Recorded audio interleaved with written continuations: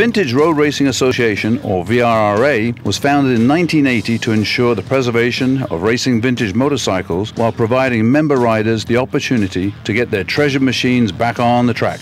Revving up this year's festival even further was its celebration of the 40th anniversary of the Canadian round of the World Grand Prix Championship, held on this very track in 1967. We have a couple of riders from the southern states, California, New Mexico, several from Ohio, New England states, very well represented here, plus riders from all over Canada. Oh, fantastic. I know it's going to be a great event, and we've got sidecars here today, right? 12 rigs.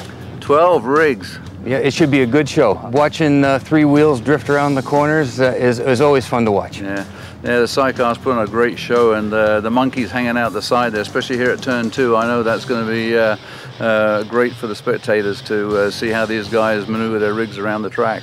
Having personal experience as a monkey, I can guarantee it's not as easy as it looks.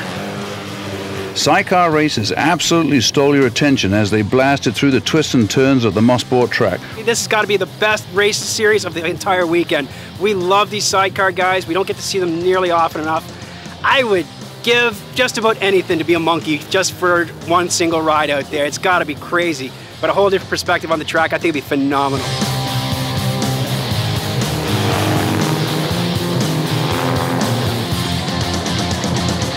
This type of racing is truly a team effort. The driver handles the controls while his passenger, also known as the monkey, bounces around, shifting his weight to assist in cornering. I just get into position and I just hang on. You know, it's fun going around, and you could feel it getting light back there, but I just hang on, I stay in position, and I just come out of it as soon as I can.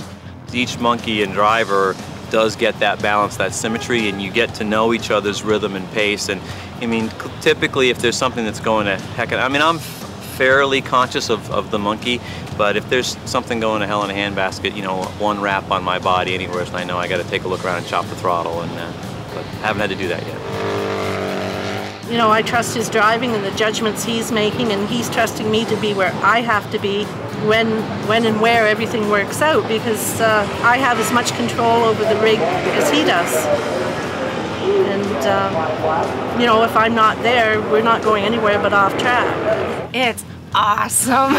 There's nothing like it. It's such an adrenaline rush. And people say to me, would you like to drive? And absolutely not. It's way too much fun being the passenger. I just have no desire to drive at all. And the faster the better as far as I'm concerned. There's a lot of trust and communication you have to do this.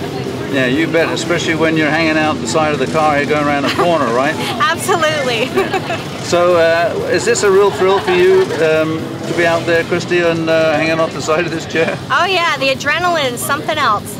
Lasts you through the whole day.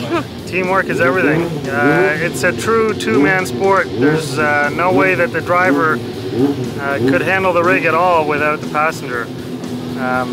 When we're going through corners, I can steer it into the corners, but it's actually the passenger that helps bring the rig around the corner, so it's very important. It is teamwork. That is definitely how we have to describe the sport, and we're there for each other.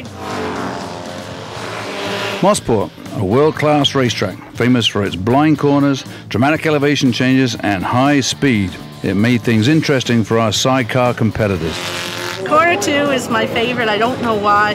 You've got lots of time to set up for it coming out of 1, and you're usually pretty well out full bore when you're heading into 2, and when you set up properly, you just get your hip on right on the pavement and hold on and just hang out there and watch the track coming at you. It's great. Well, I hate corner 2, to be honest with you, because I don't like coming over that hill and not knowing where I'm going.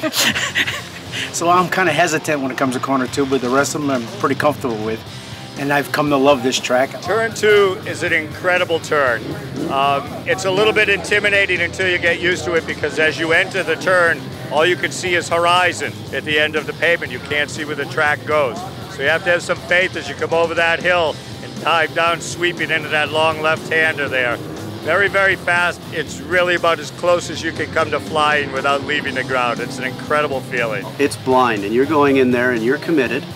And the marshals are very, very important, and you take a look, and as long as you don't see the marshals jumping up or holding a waving flag, you know you've got a clear track. Usually your stomach is somewhere up by your throat. This racing may be exciting to watch, but others think they're nuts. I don't do a lot of sports. I'm an accountant by trade, and they just look at me and they go, "You do what?" And I try and explain it to them, and they see pictures and they think it's so crazy and so dangerous. I work in an office environment, and I have one picture of this on the wall, and they all think I'm just nuts. I've lost something. It's not that bad. Once you get out there, it looks a lot scarier watching spectating than when you're on the track. But they do. They think we're crazy, and I'm used to being called all kinds of names because of this now. But I wouldn't trade it for the world. Well, it's been a great weekend here at the Vintage Road Racing Association Annual Festival. The sights and sounds of the vintage motorcycles of yesteryear, and some of us the riders from yesteryear. This is Alan Mast is signing off for Go Riding TV.